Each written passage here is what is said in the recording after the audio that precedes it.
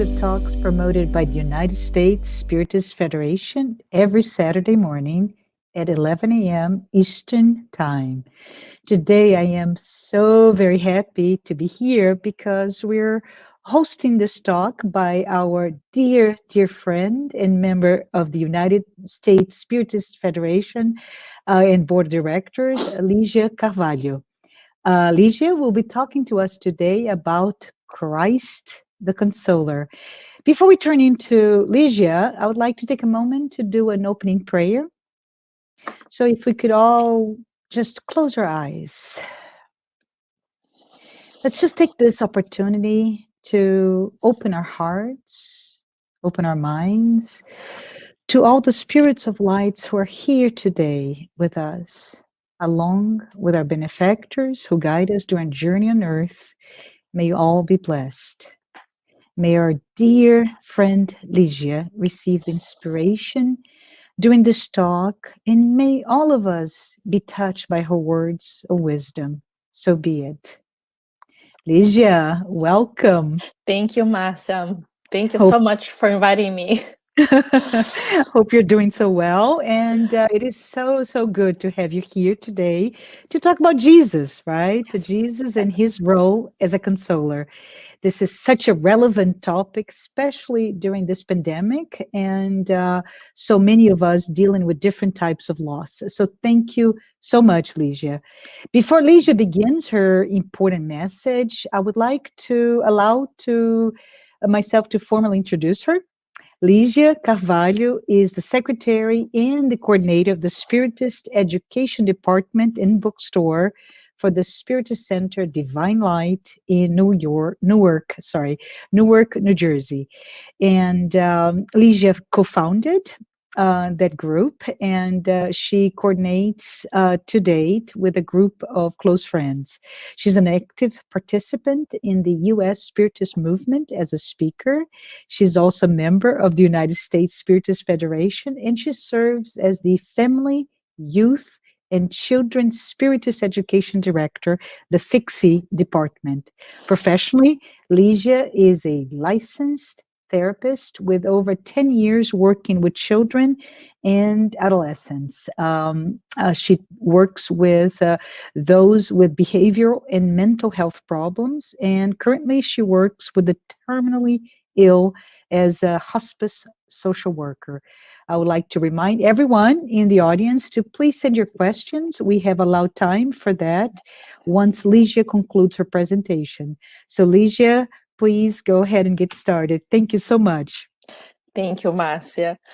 Once again, I want to thank everyone. I want to thank the United States Spiritist Federation for this invitation. It's a pleasure and an honor to be able to be here and talk a little about Spiritism, and specifically Jesus.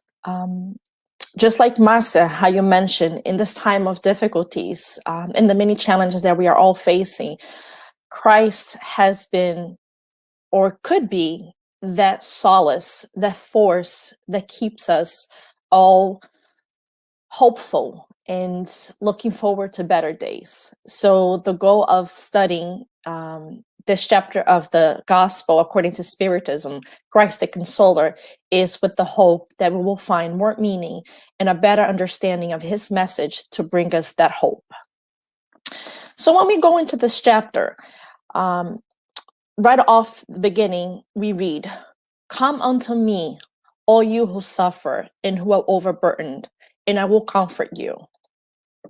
Take my yoke upon you and learn from me that I'm gentle and humble of heart, and you will find rest for your souls. For my yoke is easy and my burden is light." So this message is extremely inspiring and, like the words say, comforting. But sometimes at first, it's difficult to understand. So if we start off with the first phrase, "Come unto me, all of you who suffer and who are overburdened, and I will comfort you." Here, those words of Jesus, they bring us a certainty. If you come to me, if you seek me out, if you look for me, I will comfort you. It is not, I might help you, maybe there's something that I can do. He gives us the certainty that whatever may our issue be, whatever our sorrows or difficulties, there is something that he can do. But it's interesting and important to focus on the word comfort. If we think of the word comfort, it means the easing or alleviation of a person's feelings of grief or distress. So here we come to learn that he can comfort, meaning he can alleviate, he can diminish, but the pain or the challenge or whatever the situation may be may not necessarily fully resolve itself. And it's important for us to keep in mind, because frequently we sort of have the expectation that if we do right by God, if we do right by the laws of divinity, if we follow the teachings that Jesus has brought us, why are we still struggling? Why is there still suffering in the world? And that's part of what we will learn today through this chapter.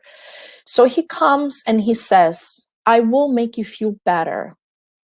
However, there are things that we still need to face. And then the second paragraph, he says, take my yoke upon you and learn from me that I'm gentle and humble of heart, and you will find rest for your souls. For my yoke is easy and my burden is light. Once again, take my yoke upon you. And first, we need to understand, what is a yoke? The yoke it's sort of a wooden frame. It's long. And what it does is it is used to hold two animals, usually two cows or horses. So there's a middle part. It's like a T. And that rests on the shoulders of the animals as they work together, pulling something or carriage or whatever it may be. So he says, take my yoke upon you. Once again, here he's giving us direction. What is the way to find me? And what is the way to be able to receive my comfort? Take my yoke upon you. He's saying that whatever our sufferings are, whatever our challenges are, the moment that we take his yoke, he's journeying with us. It's almost like that passage of the footsteps on the sands, where, this man is grieving and upset because everything is going wrong in his life, and he can see his life through the sand. And through most parts of his life, he saw two sets of footsteps. But at one point, he looked back and he noticed that at moments there was only one set of footsteps. And he questioned. He said, Jesus, you said you would always be with me. And now I look back and I see that in the most challenging moments in my life, I was alone. You weren't there for me. And Jesus looks at him and says, my child, look closer. During those moments where things were the most difficult and the most challenging, those were the moments that I carried you in my arms. So that poem, it's the same here. At this moment, Jesus is saying, if you come look for me, I will give myself to you, and we will share that same burden, but you will carry your parts, and we being tied together in this yoke, I will guide you. I will show you the way. I will lead you towards the way of happiness. You will have to walk yourself, but he will guide us there.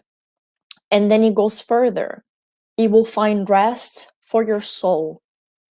So he says, if we follow the path that he is showing us, if we willingly take upon ourselves to do what he recommends, we will find the rest that we need.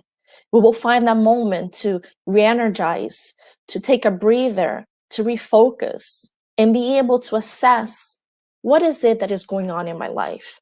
Which direction do I need to take? So it's very powerful.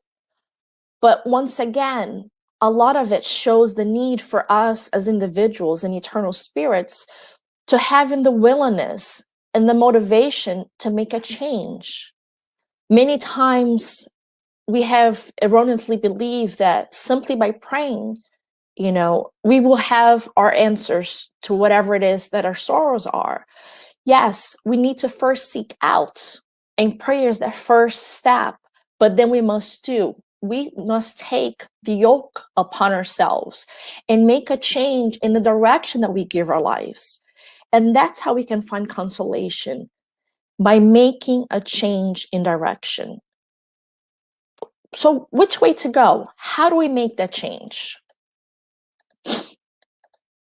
So we see that Jesus has brought us a lot of information. And he also, in this chapter, said, "And I will pray to my Father, and he will send you another consoler so that he may remain with you forever, the Spirit of truth." And he goes a little further and says, "The consoler will teach you all things and will enable you to remember everything that I have said to you." So here again, not only did Jesus come and lived with us for those years and exemplified and taught us that path, that way, but he also realized that at the time that he came, we as human beings, as a society, as a world, we were still very immature. We're still very challenged in the way that we could understand things of greater relevance, things of greater depth, things that are associated to our spirit and not so much to the immediate need of survival of his time.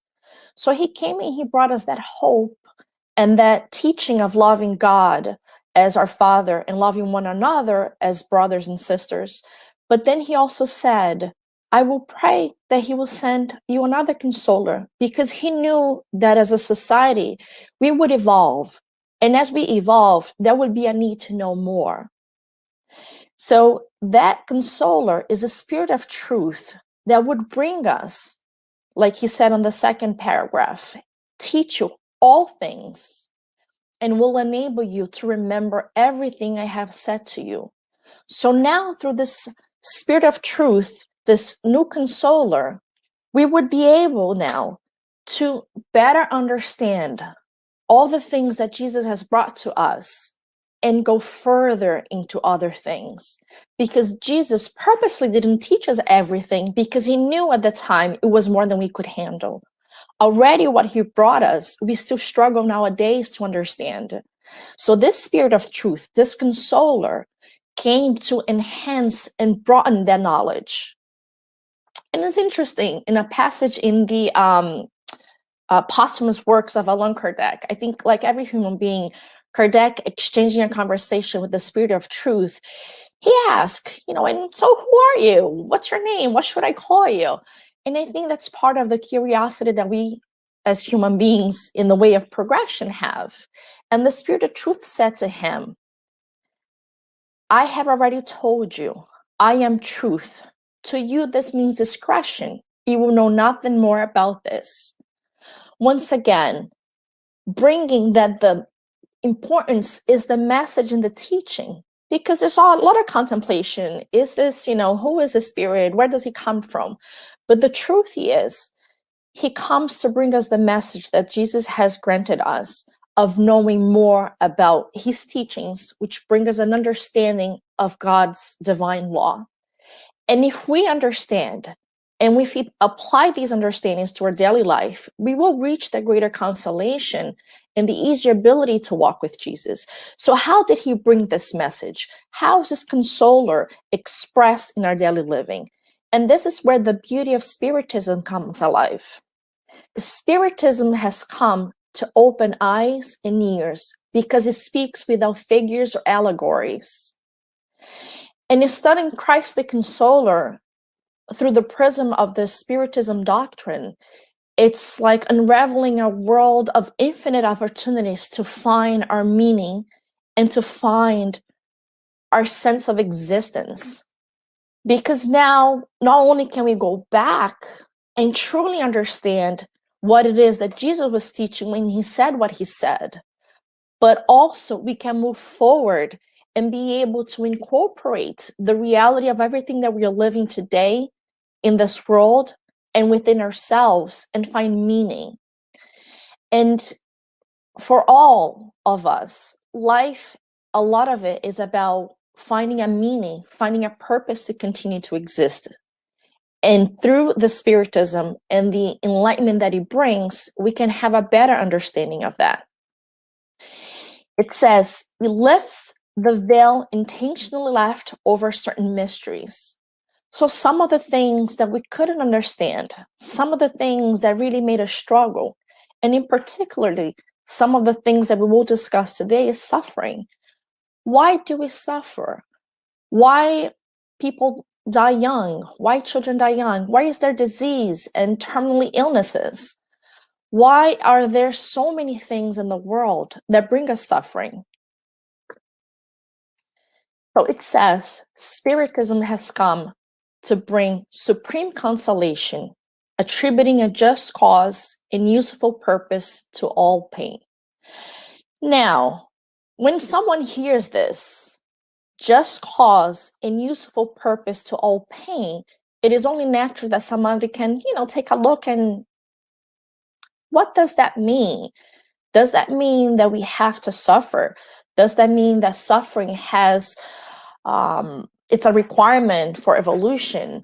Does it mean that people suffer for what reasons? How can it be fair or just?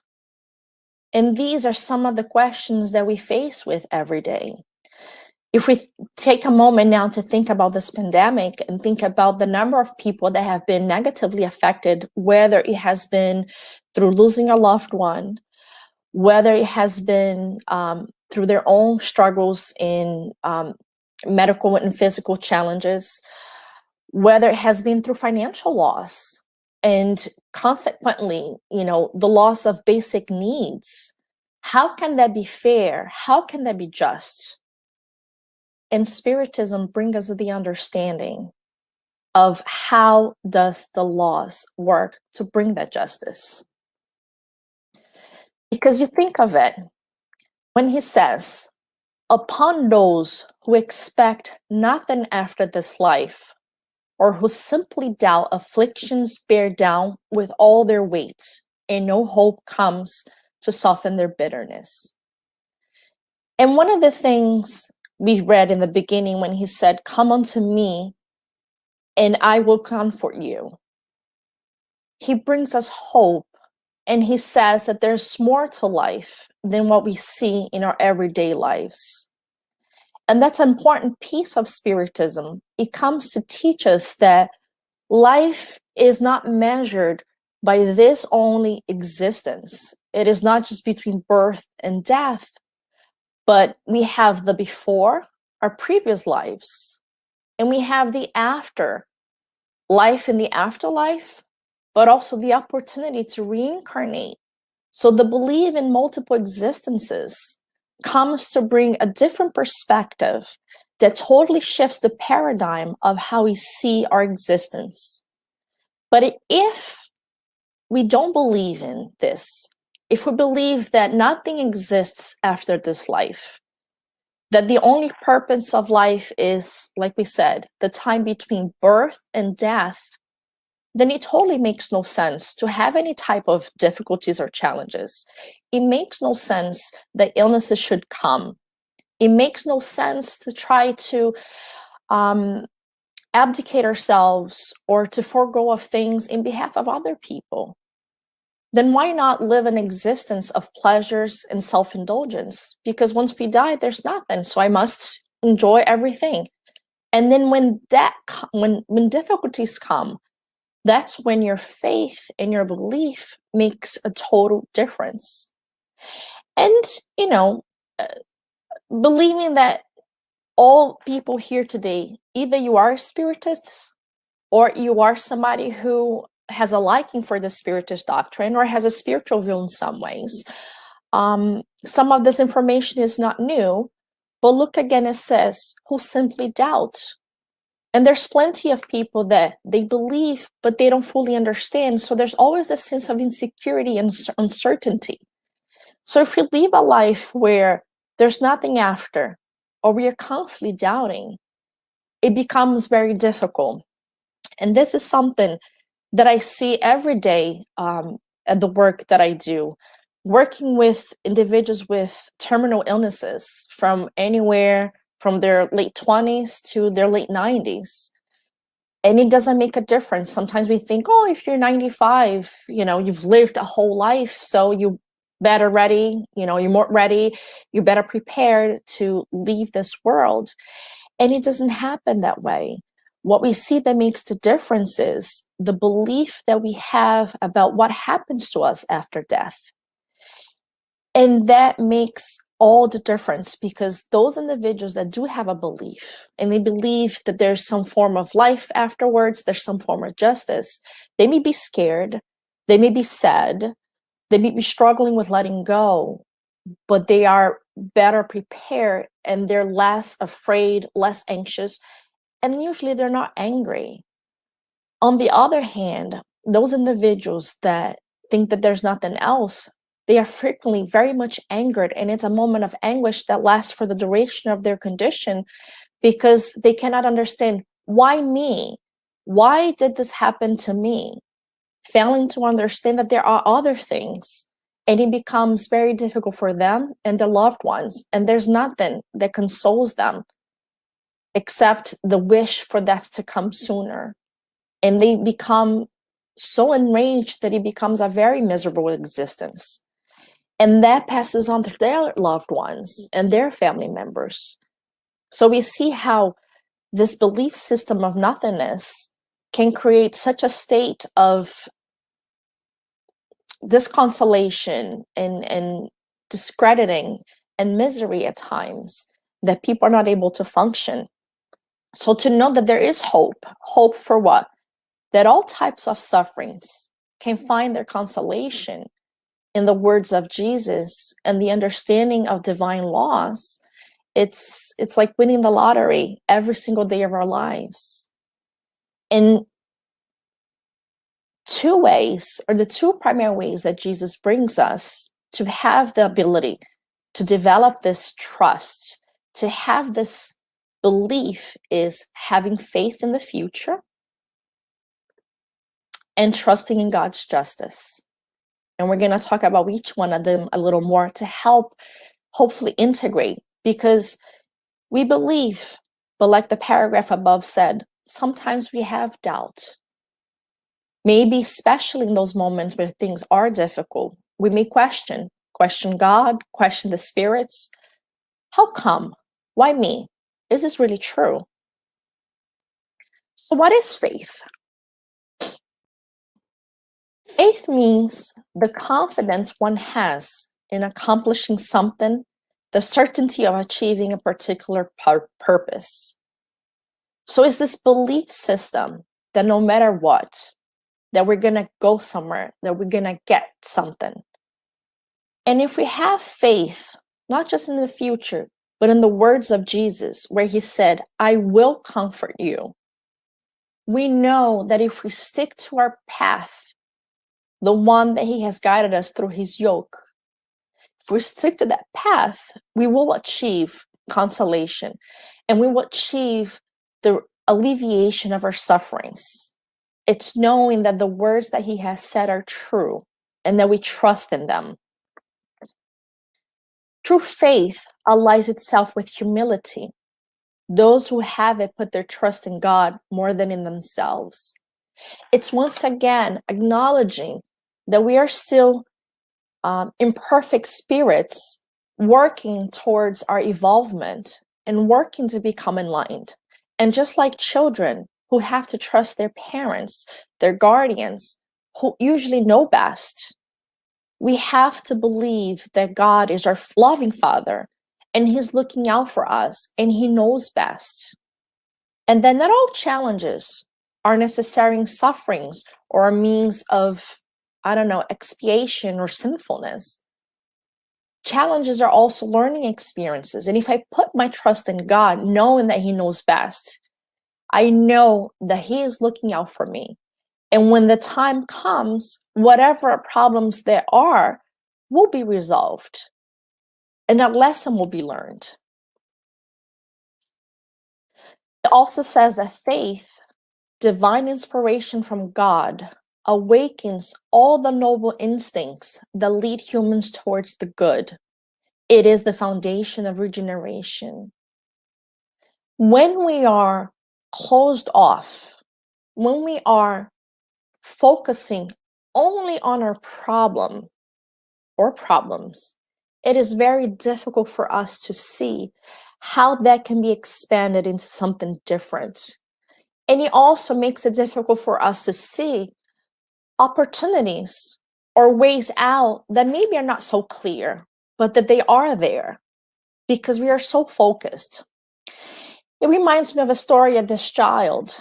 He comes home very upset. He had all these troubles in school, and he's not really knowing how to figure them out.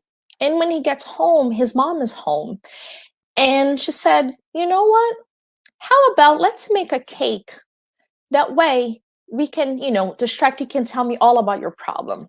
Sit here. Do you want a snack? And the kid goes, yes, Mom, I want a snack. And she goes, here, have some oil. And he's like, Mom, I don't want oil. It's yucky. All right, so have a piece of this butter. And he goes, what's wrong with you, Mom? Butter by itself, it's nasty. Fine, let me give you some eggs. And he's like, okay. He's like, here, eat your eggs raw. And he's like, Mom, what's wrong with you? And she goes and explains, you see, eggs by itself, butter by itself, flour by itself, all these items alone, they are not pleasurable and they don't seem to make any sense. And it's not something that you want.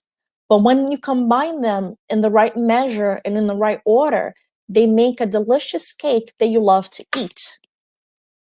And that's the same thing with life. Sometimes it's a financial problem. Sometimes a marital problem. Another time it may be a health problem. All these things by itself, they seem pointless at times. And we cannot figure out why all these things. And sometimes many of them are happening at once and you're asking yourself, can I handle it? Why is this happening to me? But if we have faith, if we take a step back and we trust in God, we will understand that these events, they're recipes for my betterment. They're recipes to allow me to change my direction, to reflect on my behaviors, to assess what are the priorities that I have in my life, to help us to awaken our noble instincts that lead us towards the good. When we're comfortable, when things are going well, why are we going to change? Everything is good.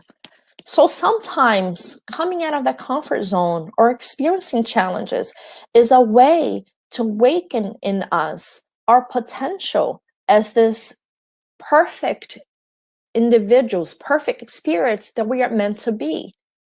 So yes, difficulties, they will come. But once again, if we have faith and if we open ourselves for the inspiration from God, we will find answers and we'll be able to awaken and develop these abilities that maybe were dormant. And it goes further. In order to be profitable, faith must be active. It must not grow numb. So we have to take action, just like in the beginning when Jesus said, take my yoke. And then we need to walk next to him. So believing is the first step. Believing and understanding what is this message. But we must live it. We must act on it. Because otherwise it's just theories that we look at. But theories on paper, on our minds, if they don't translate into actions, they will not have the ability to bring us that consolation that we're looking for, and it will not bring the ability to make change. So trusting in God's justice is the same way. If we understand his justice and we understand how he functions, it strengthens our faith in him, because faith, it only works when it's combined with our intellect. One of the beautiful things about Spiritism is it does not tell you to just believe. Take this because I said it. I am the spirit of truth, or I'm this. No. It asks that we think about things, that we go through them and question to understand. It does not want us to be a blind individual that just follow what is told us. The goal is for inner enlightenment and growth so that we can evolve as spiritual beings. So understand God's justice is a part of it. And Jesus said, the compensations that he promises to the afflicted of the earth cannot occur except in the future. So right now we have to acknowledge that we live in a world of expiation. yes, it's moving towards a word of regeneration, but we're not there yet. But even if we're there, it means suffering is still a necessary part of the growth process. Once again, Jesus said that he can comfort, meaning alleviate, to ease, but we are not yet at a point where struggles are not a part of our daily living. This life, absent of these struggles and suffering, they will be a part of our future when we have evolved much more. So what we can see, and if we study, is there are two different causes for our afflictions. The first one are the current causes. If we think about the reasons why we are suffering, the greater majority, the gospel says, are a result of actions and decisions that we have made in this lifetime.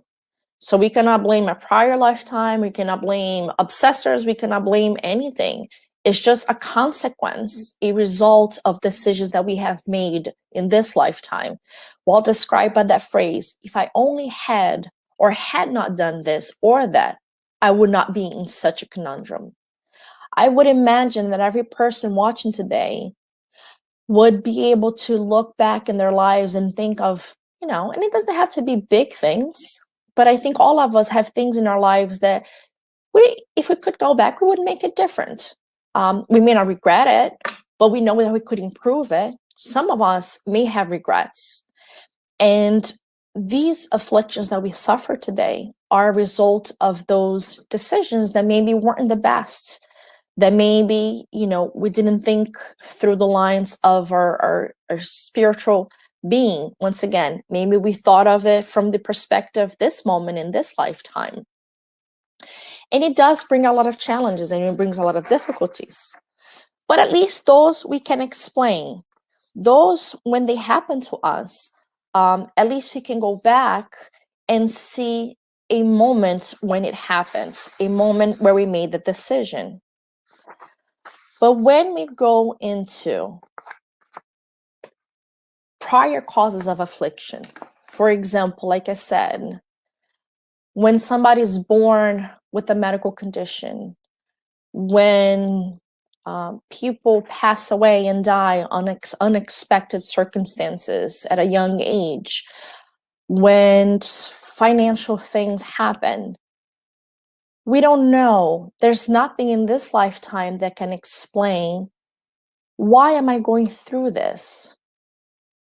And I see that a lot of times, once again, working with the terminally ill, people not understanding, not have a believing system many times. I was healthy. I exercise. I didn't smoke. I don't do drugs. I don't do all these things, as if sickness, disease, and suffering is only aligned with ill behaviors. And what we see is Spiritism comes and helps us to remember and learn through the axiom that says, every fact has a cause. Therefore, what we can conclude is, if the effect is positive, the cause is positive. If the effect is negative, the cause is negative. Nothing happens that is not related to something. And then we can go. If the cause is not in this lifetime, it must be in the prior lifetime. And that's why the understanding and appreciation of the teachings of Jesus, and further enhanced and clarified by Spiritism, brings us the belief system and the awareness that the law of cause and effect, meaning you do something good, just like the axiom, something good happens. If you do something not so good, then you have to deal with the consequences and correct those mistakes. But reincarnation also brings us an understanding that things that I haven't finished up in the other life, they prop up today to help us finish things that are outstanding. So through justice that is strictly meted out, humans bear what they made others bear. And it's interesting, in one of the books of André Luiz, it tells a story of this couple. So there was a wife and the husband, And she was at a much better place spiritually than he was. And they were meant to work together the differences as a couple, as a family, and through the hardships of the relationship between them and the dynamics of the family and life experience, to learn to sacrifice themselves for each other and learn to eliminate some of the egotistical inclinations that they had. But he wasn't strong enough, and he couldn't find the strength and the motivation to remain in a relationship. And he fled. He left, and he abandoned his wife, and he became involved in deleterious behaviors. And in this process, he became involved with this young lady. And not only did he bring her, and through his influence, led her to a very sad and negative path in life, he did the same thing with her sister. So instead of being a support to these two women, he deviated them through his influence, and they also end up in a very negative situation at the end of their lives. Her, in the meanwhile, she had a strong faith, she had a strong belief, and she was able to rebuild her life. She found another partner, she rebuilt a relationship. She was going through life like we do every day, facing each hardship with honorable behaviors. And time passed, and her first husband got sick. He wasn't committed to working, he wasn't committing to a life of responsibilities, so he had no resources. He really didn't have friends, and he had nowhere to go. And he thought, oh, I bet my first wife is waiting on me. She was so good, she was so dedicated. She probably will take me back. So now he abandons those other two women as well, who also have lost their way, and he goes look for his first wife. And to his surprise, what happens? He finds her reestablished in a happy marriage and doing, well. He becomes so angered with jealousy and hatred that what does he do? He kills her husband. So you think of it. How many lives have been impacted? Now let's push forward. They all disincarnate. We plan a new reincarnation. And now what happens? She decides that not only will she help him, she will also help the two young ladies. So now the new plan is she will come once again as his wife. Her second husband, who had been a source of support and a friendly spirit, would come as her first child to be a helper and a supporter, because the two ladies would become her two daughters. And they would come with very difficult inclinations, and so the husband too. So between her and her now son, they would be the solid forces within the family to help them overcome their negative inclinations. But once again, the husband was not ready to make that change.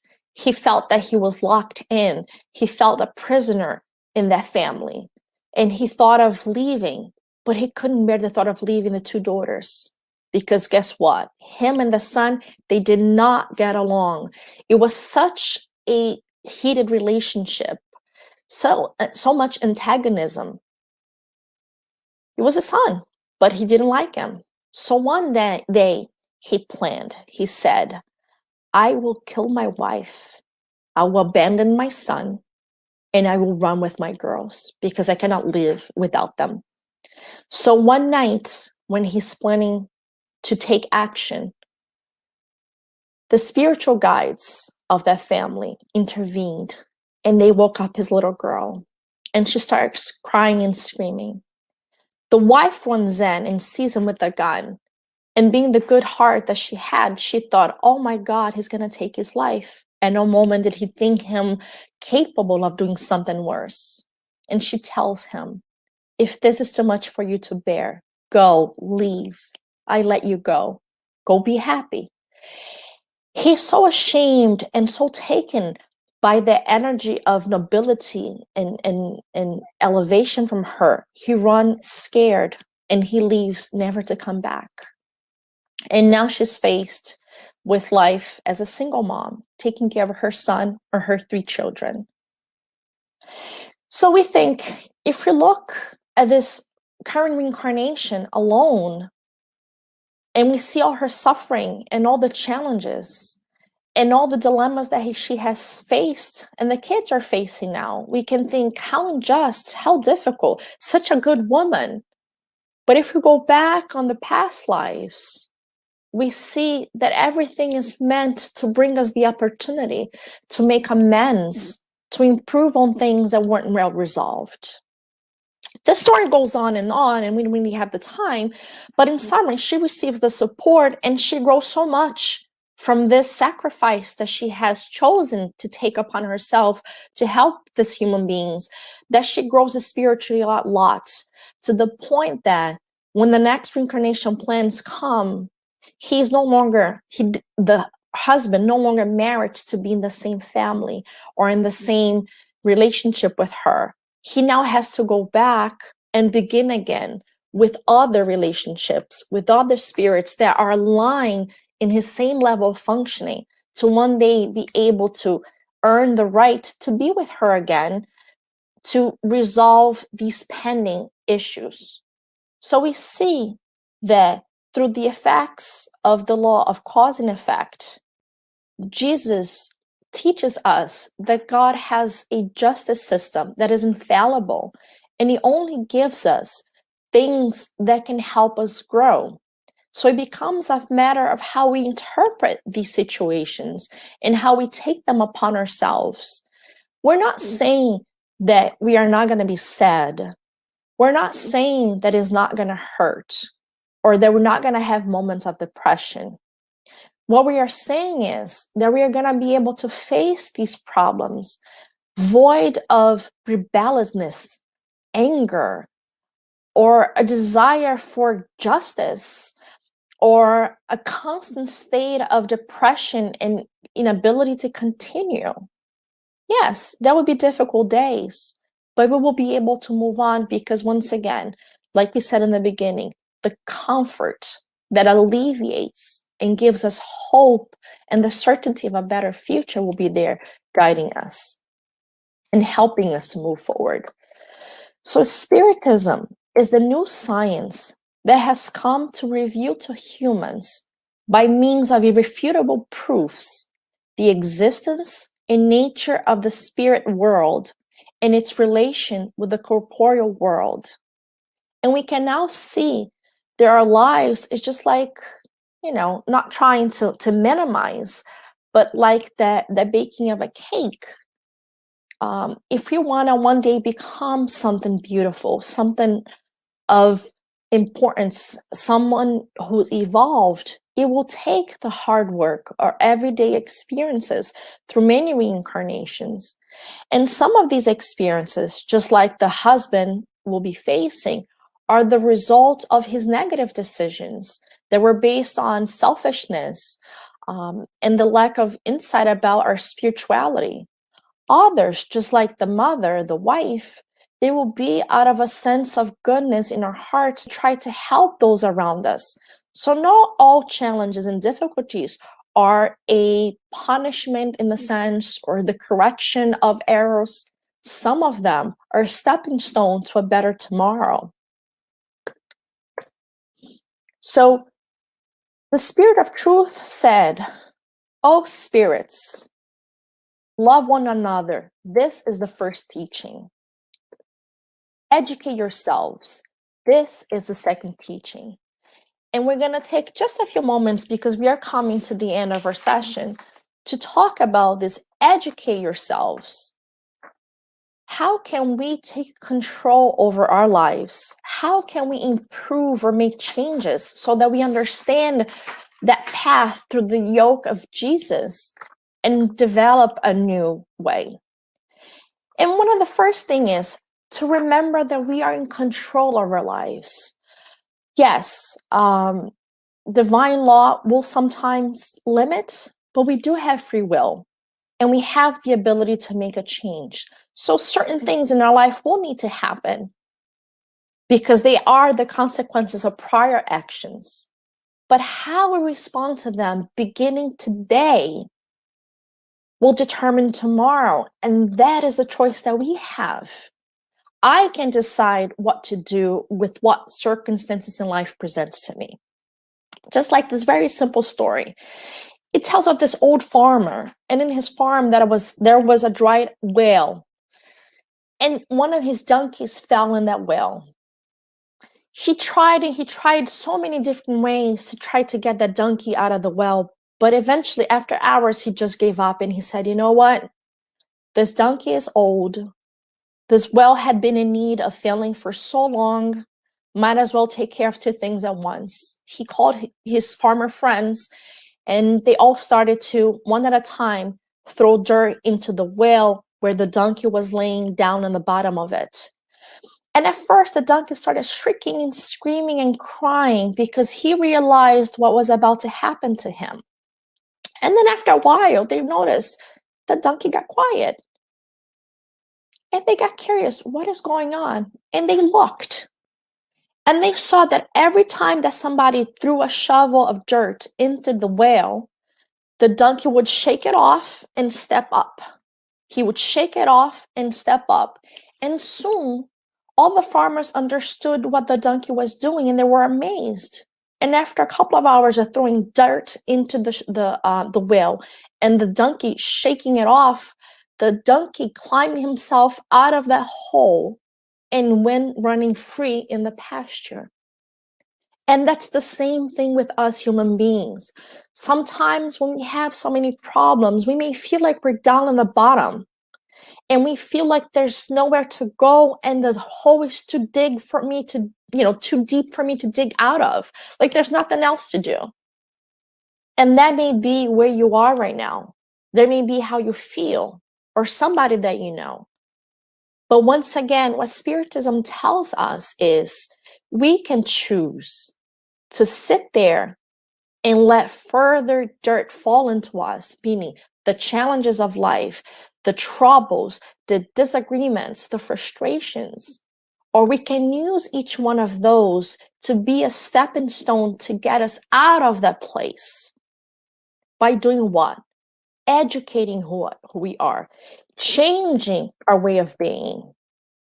And we learn that it is through education, more than learning, that humanity will be transformed. Again, from the posthumous works of Allan Kardec. And only education can reform humankind, who will then have no more need for harsh laws. I'm going to move a little further. And I'm just going to quickly bring some of the differences so that we can understand what we can do.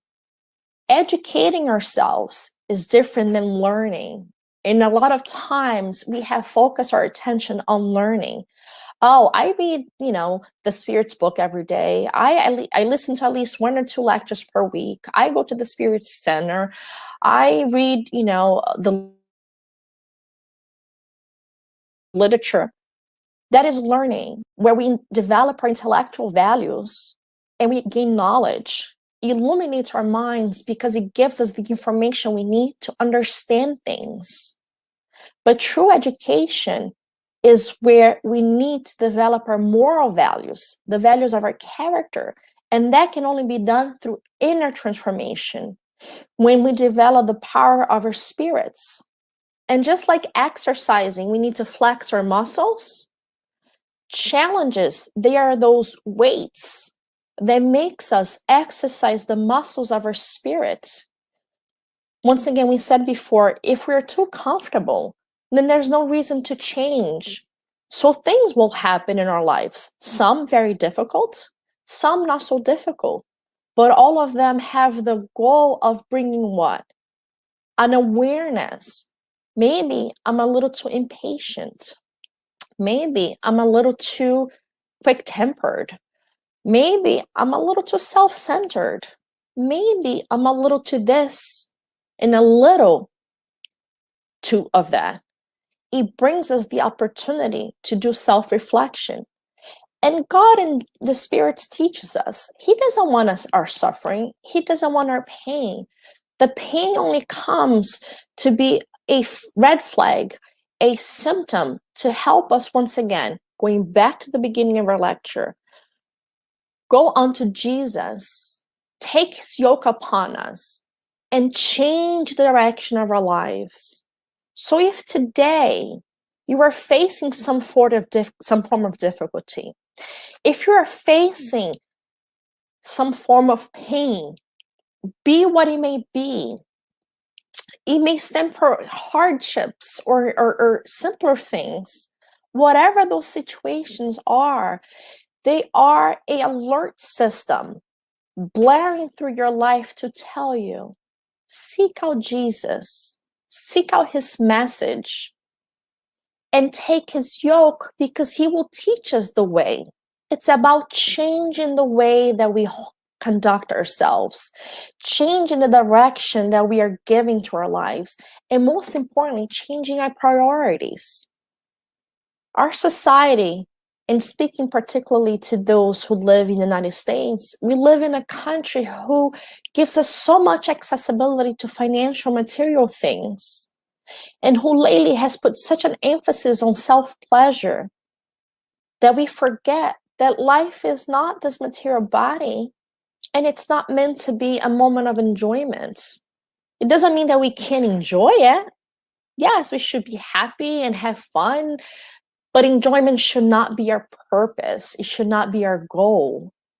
The goal is for us to educate ourselves by developing our moral values and awakening those powers of the spirit, so that we can each reincarnation get closer to God and being perfect spirits.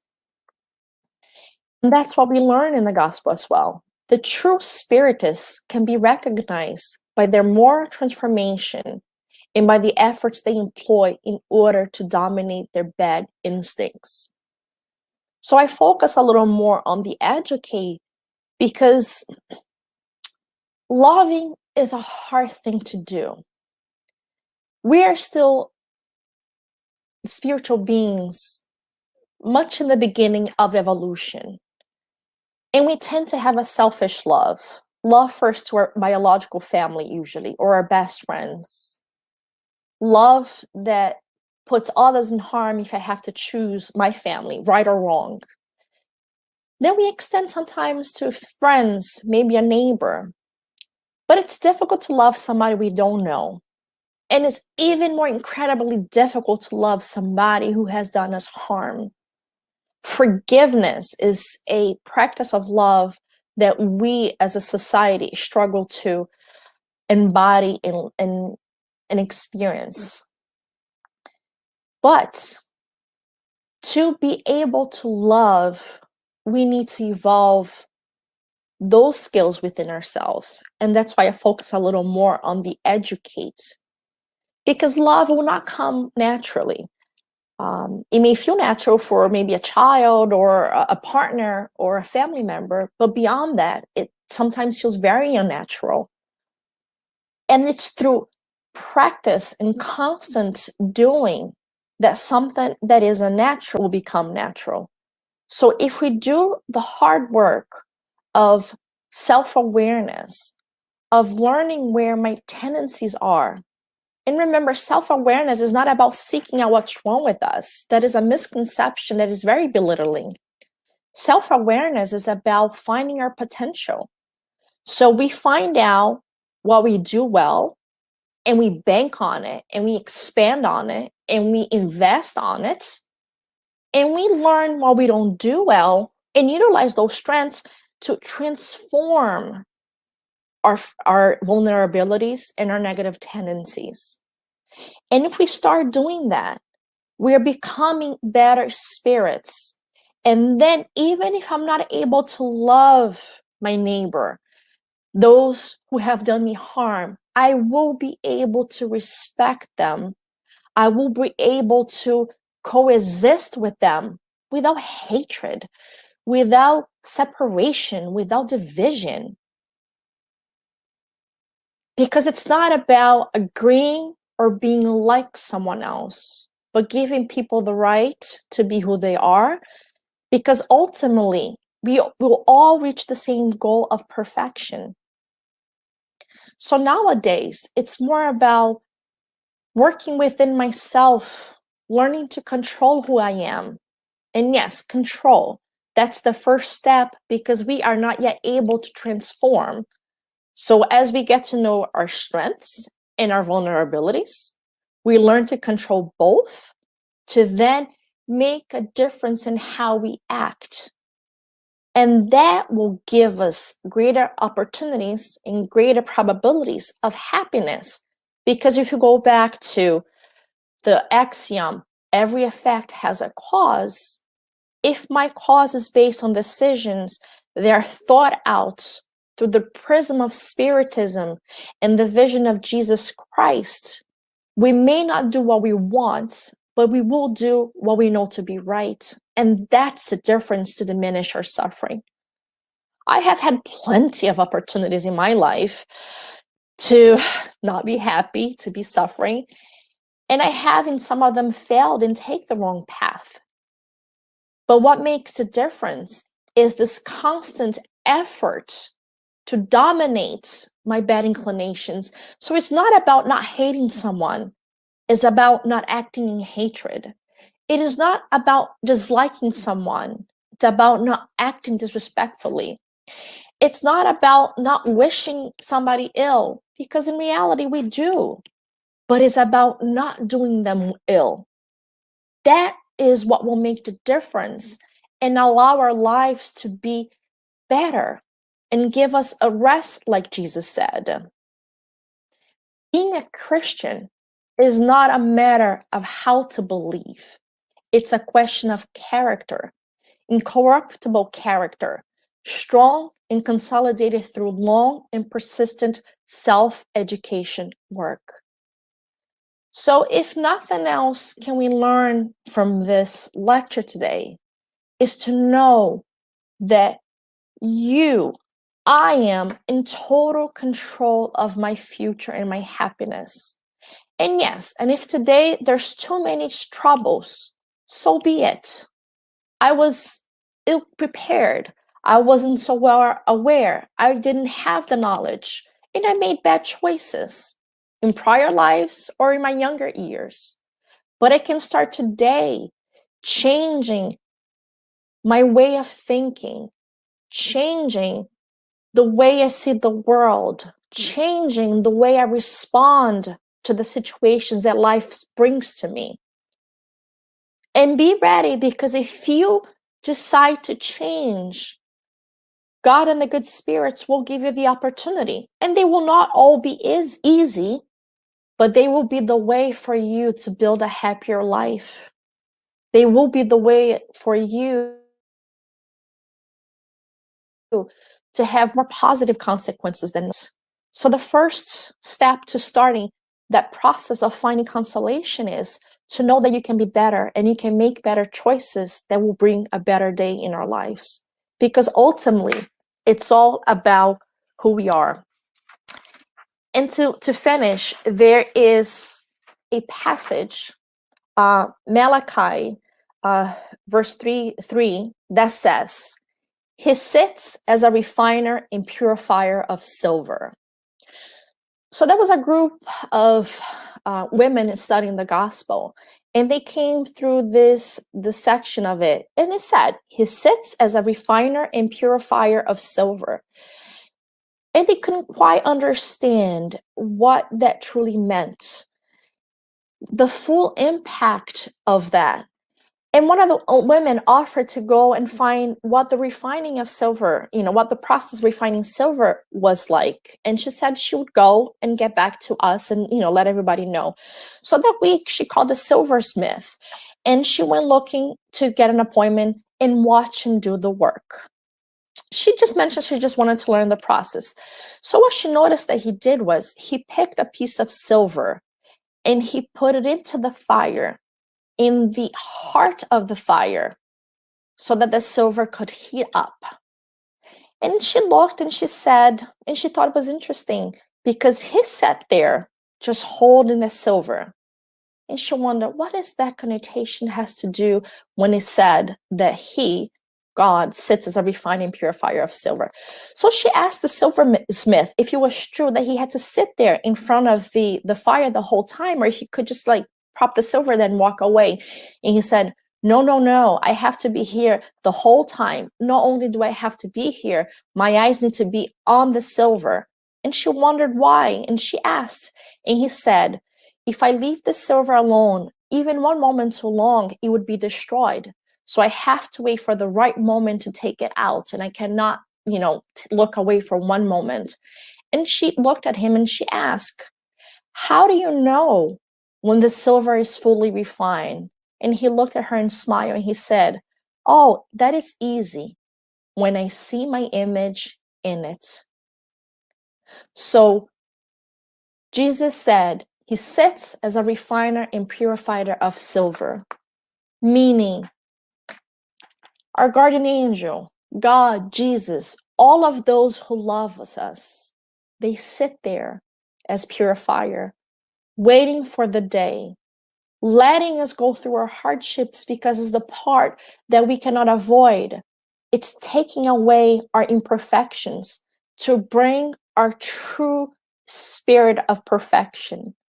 And the day that we do look like Jesus, the day that we become perfect, which is the process of evolution, the day that we achieve perfection, that is the day that truly all suffering, all hardships, all challenges be gone.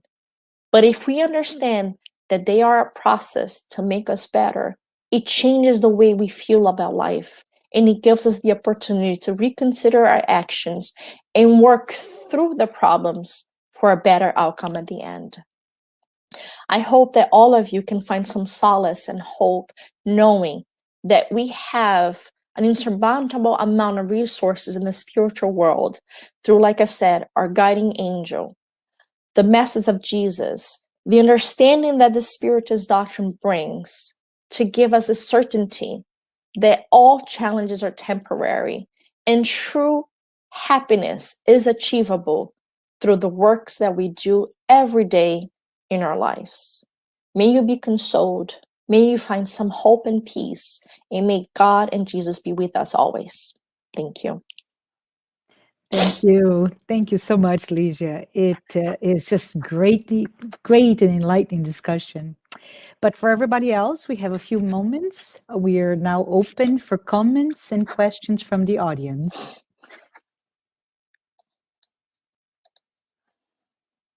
So, Luciana, hi, Luciana, asked us, she would love to read the book. Where can I find it? So I'm not sure which book. You may want to give them all your references. So really, I used the Gospel According to Spiritism. That was my primary source. And you can find that if you go to the United States Spiritist Federation Board, we have a bookstore. You can actually purchase it, or you can even download it for free. Our goal is to disseminate the message, and I hope that you will look for it. Along the Gospel According to Spiritism, you will find our other books for the Spiritism doctrine, the Spirits book, and the Gospel would be the two I would recommend for you to start off with.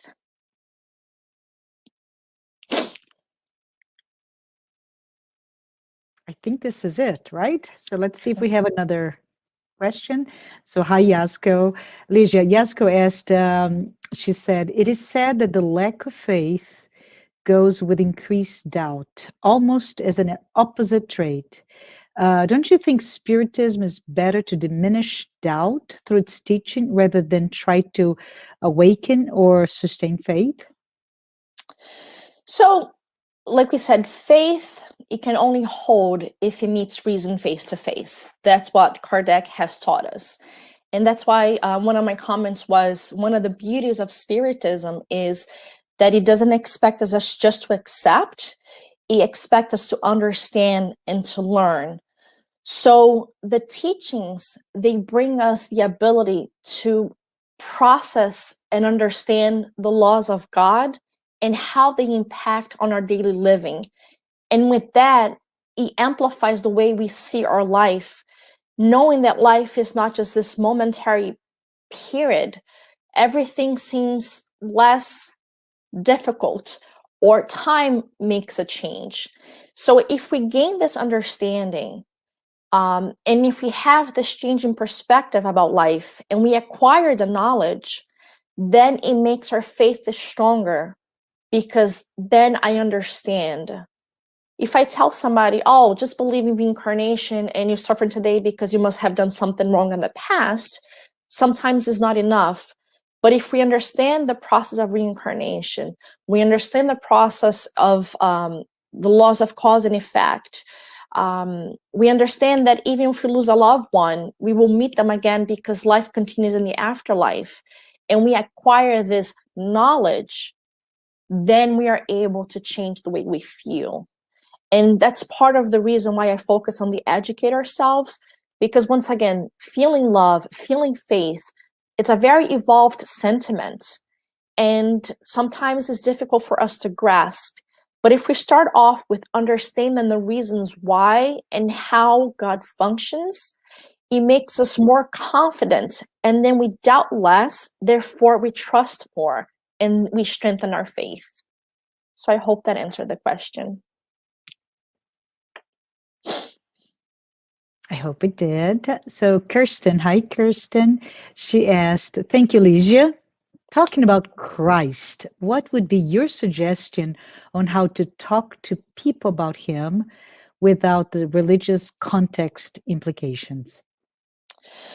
So I think nowadays, people are much more open to spiritual concepts, not necessarily religious concepts.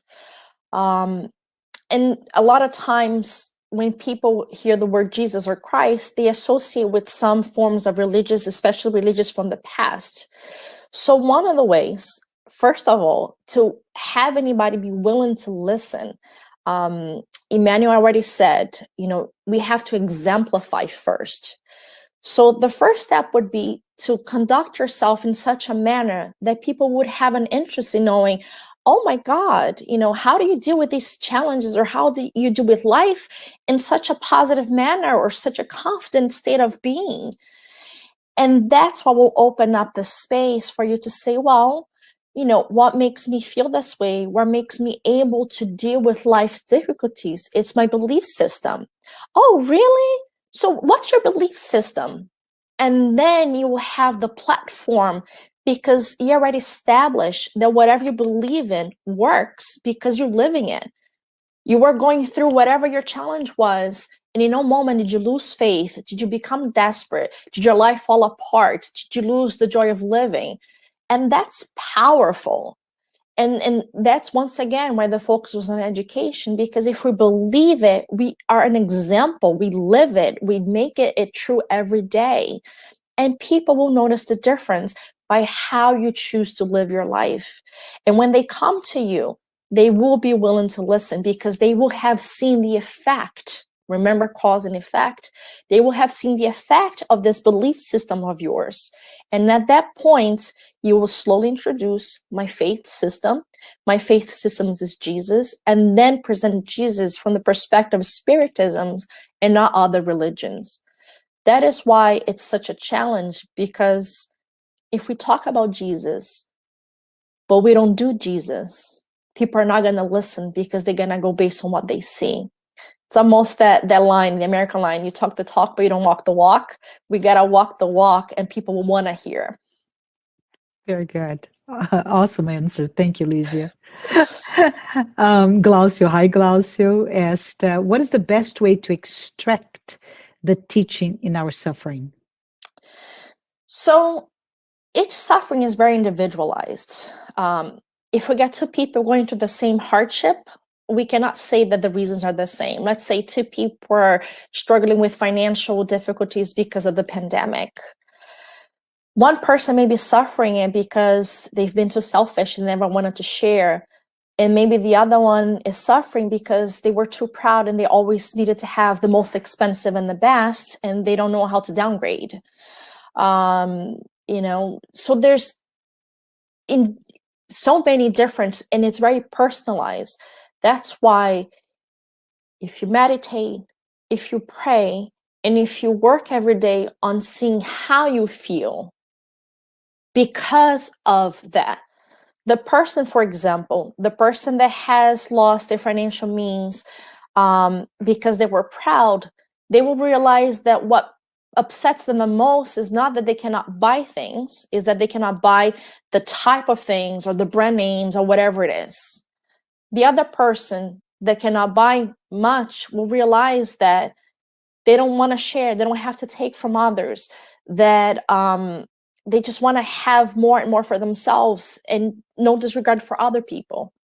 And in that journey, if you take a moment at night to reflect on it, it's like Francis of Assisi said, every night before I went to sleep, I used to put my head in my pillow and go back and look at my day and see where I had erred and make amends the next day.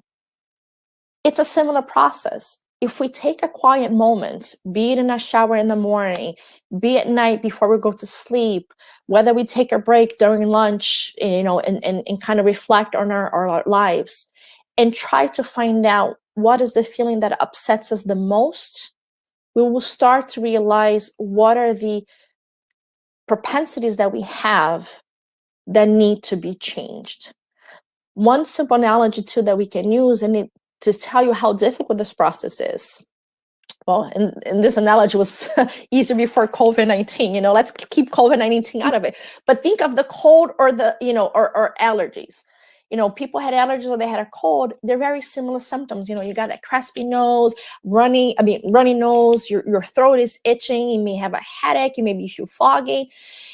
And if you take medication for a cold, but you have allergies, it's not going to really do you much. And vice versa, if you take for allergies and it's a cold, you're not going to get much better.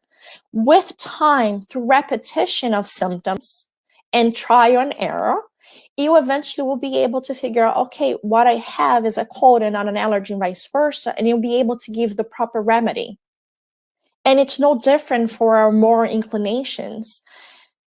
Every hardship and every suffering will trigger something, usually a feeling of discomfort, whatever that discomfort may be, hatred, envy, depression, we can name so many.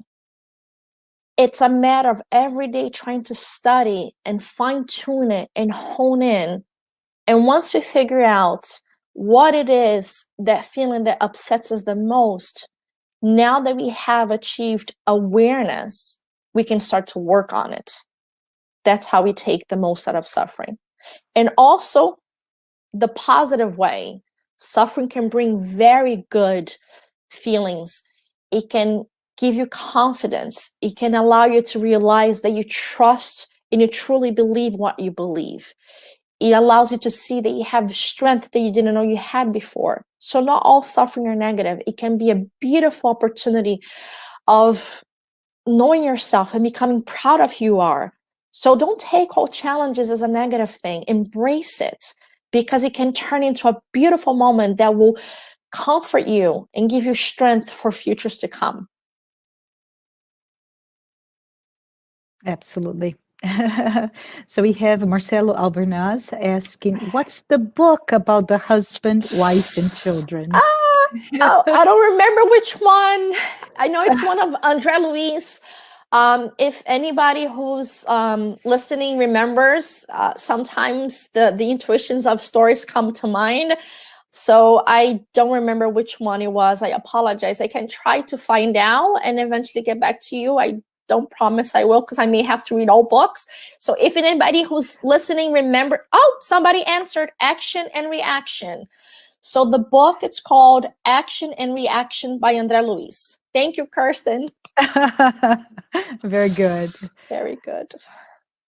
Yeah. So, Ligia, Jose Marcos asked you, when you are deep into the suffering, is it too hard to keep out faith? How to keep believing? You're absolutely right. It's extremely, extremely difficult. So Jesus already said, come unto me. But I also realized Jesus a lot of times seemed like this figure in space that is so far away. So we go back to one of the laws that we learn in the Spirits book, the law of society, which tells us that we are meant to live as a community. We are meant to live as a society. We are not meant to live alone. This is the moment that, albeit sometimes embarrassing, albeit we may feel proud and we don't want to reach out, this is the moment that we do have to reach out to our family, to our friends, to our Spiritist center, to someone, even a professional. I mean, it's easy for me to say it is my line of work, but there is a lot of discrimination and a lot of flagging of people that seek out mental health services. I think a lot of it's being worked on in society nowadays. But absolutely, if you don't know the way, if you can't find it, and if sometimes Jesus sounds so far away, and if we cannot understand, in spite of all the good efforts, we can't understand his messages, we need to look elsewhere. Whether, like I said, a family friend, a Spiritist center, a doctor, you know, sometimes when we're too down in our depression or suffering, we may need additional assistance just to get us out of that hole, just to get us out of the blackness and help us be able to see. So I strongly urge, reach out your hand, find someone, even if it's a 411 line of emergency. You are not alone. None of us are. And that message, it's funny, every time you study again, you learn something new, or different parts of it impress you differently.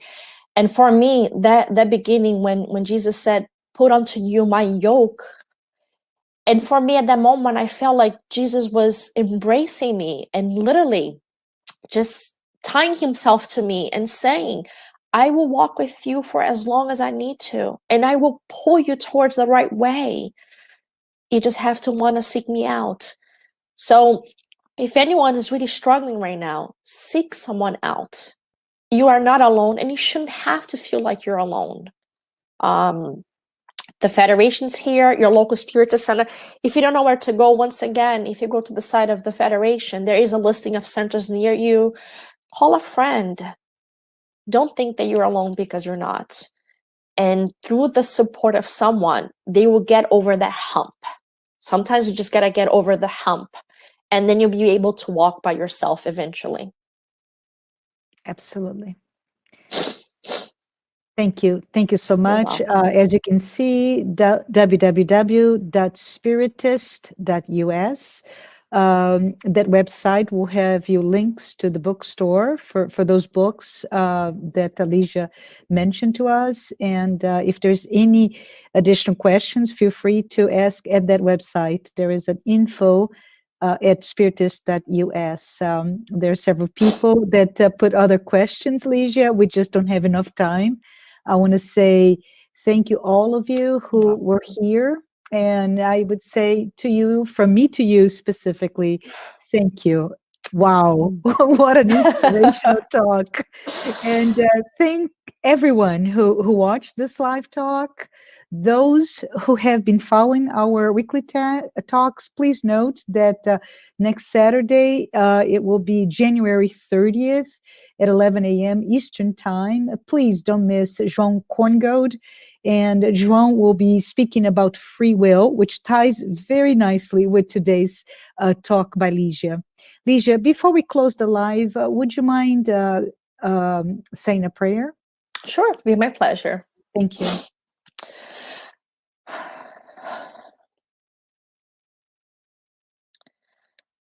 Divine Master, guide of our lives, we are infinitely grateful for your constant sacrifice through love and patience, helping us to develop the ability to learn and make the decisions that will bring us true peace and happiness. Thank you for always being there and sharing so many others and so many teachings to reinforce our access to a path that will alleviate our challenges and our sufferings. But most importantly, for helping us to understand so that true faith and inexquisible hope fills our hearts, pushing us to move forward, giving us the joy of living letting us know that this state of suffering is only temporary, and that peace, love, and happiness are certainties for all futures. Futures in the near, futures in the far. It's only with immense gratitude that we can appreciate all that you have done by teaching us to live as brothers and sisters, by helping us to support each other, but most importantly, teaching us how to renew ourselves into better people. Thank you for the Federation for creating this moment and this opportunity for us to learn together and share.